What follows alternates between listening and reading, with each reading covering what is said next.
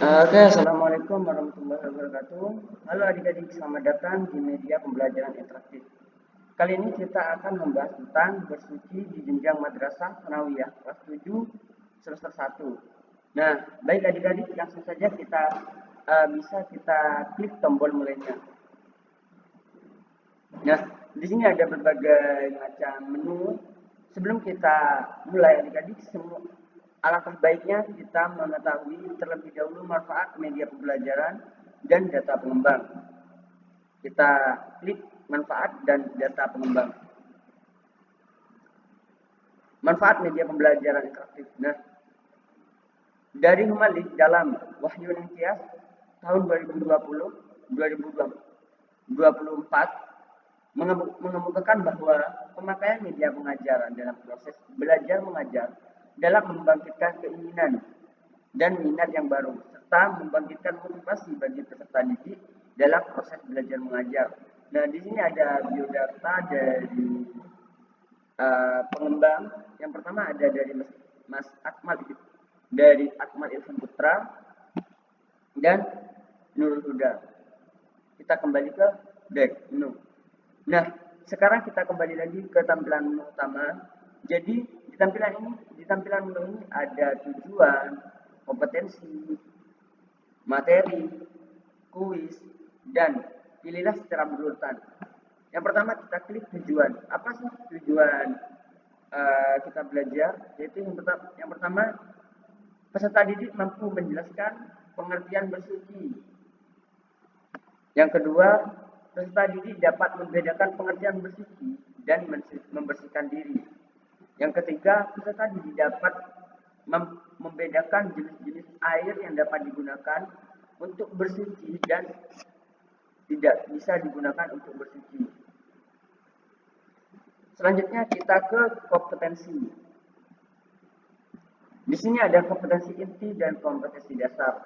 Kompetensi inti yang pertama ialah menghargai dan menghayati ajaran agama yang dianggapnya.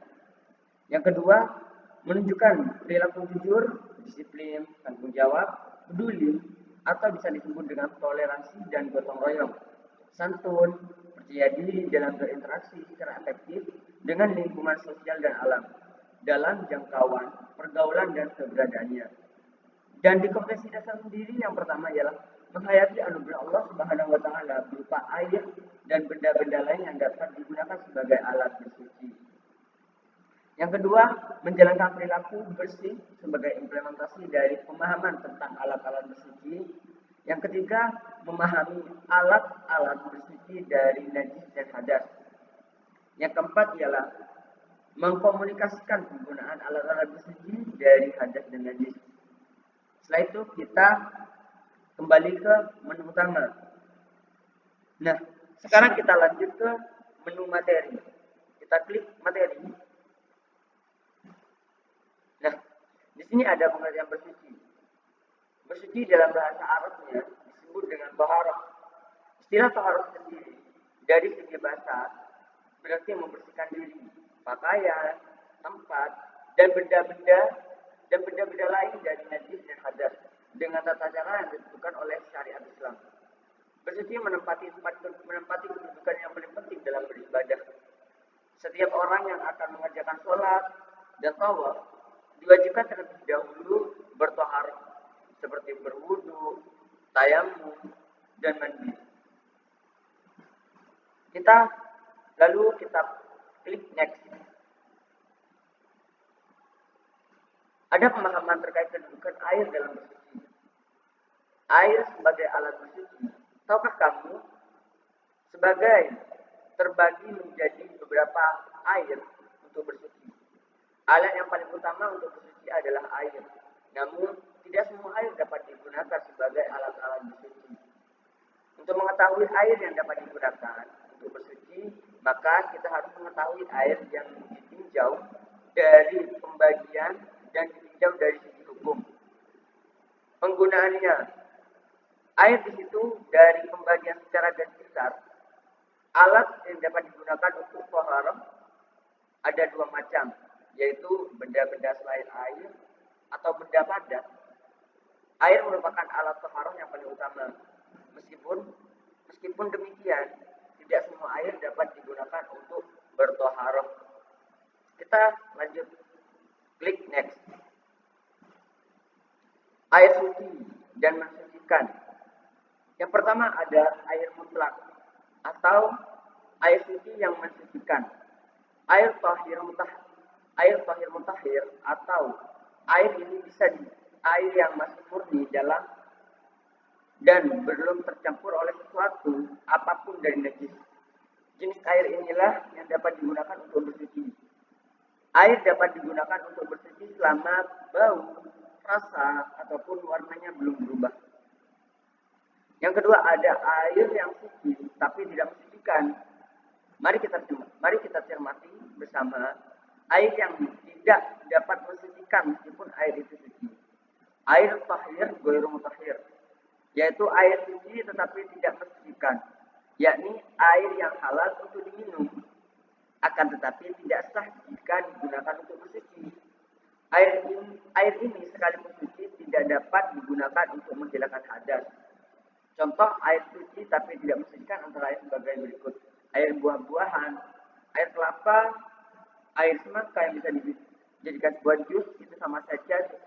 Itu air yang suci halal untuk diminum, akan tetapi tidak bisa mensucikan hadas. Yang B, air yang dikeluarkan dari pepohonan atau bisa disebut dengan air mineral. Yang ketiga, air suci yang tercampur benda-benda suci lain, air teh atau air kopi.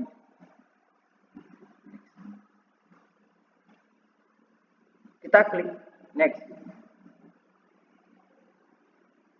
Yang ketiga ada air mutanajis.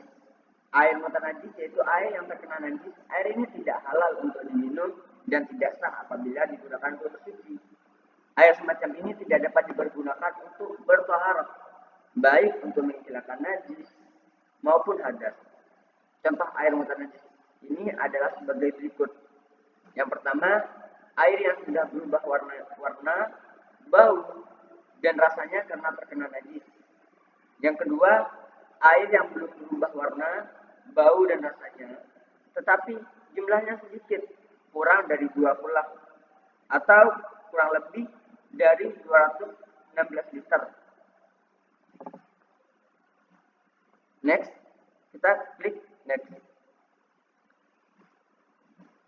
Yang selanjutnya ada air mustakmal. Apa sih air mustakmal itu? Yaitu air yang sedikit ukurannya kurang dari 2 kulah dan bekas pakai digunakan untuk bersuci walaupun tidak berubah warnanya. Air ini tidak boleh untuk digunakan untuk bersuci karena dikhawatirkan sudah terkena kotoran atau najis yang mengganggu kesehatan.